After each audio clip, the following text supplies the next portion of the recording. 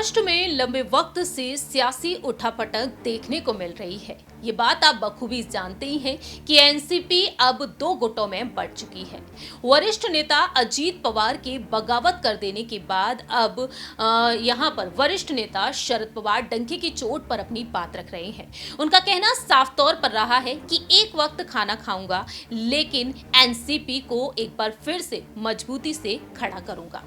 अजीत पवार के बगावत कर देने के बाद शरद पवार हार नहीं माने हैं और वह अब यहां पर तमाम युवा नेताओं का सहारा लेते हुए अपनी पार्टी को आगे बढ़ाते हुए देखे जाएंगे।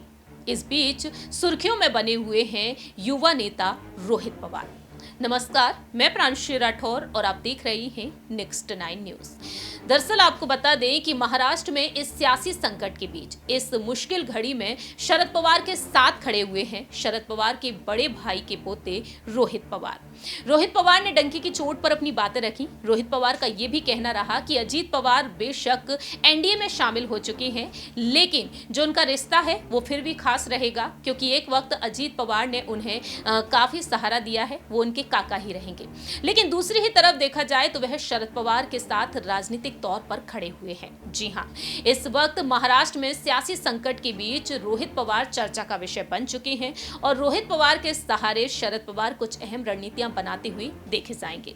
दरअसल आपको बता दें कि अब शरद पवार अपने पूरे प्रदेश का दौरा कर रहे हैं और प्लान करते हुए देखे जा रहे हैं। नई पीढ़ी खड़ी करने की कोशिश है उनकी तरफ से। उनके ही परिवार के कुछ सदस्य और उनके ही करीबी उनके साथ हैं और ऐसे में प्रमुख चेहरा है रोहित पवार। शरद पवार के बड़े भाई के पोते हैं रोहित पवार। शरद पवार को भरोसा है कि वह पार्टी के चेहरे हैं और बगावत के बाद भी वोटर उन्हें ही असली एनसीपी मानते हुए वोट देंगे। इसके साथ वह भविष्य के लिए सुरक्षित रास्ता तलाशने के लिए नए चेहरों को प्रमोट कर रहे हैं। इनमें रोहित पवार सबसे अहम हैं, जो विधायक हैं और अक्सर सुप्रिया सुले के साथ कई अहम बैठकों में नजर आते हैं। 37 साल के हैं रोहित पवार और कारजात सीट से वह विधायक हैं। एनसीपी के सूत्रों के मुताबिक सामने आया है कि शरद पवार पोते रोहित पवार को स्टेट लेवल पर नेतृत्व के लिए तैयार कर रहे हैं। कहा यह भी जा रहा है कि रोहित पवार को प्रमोट किए जाने से अजीत पवार असहज महसूस कर रहे थे।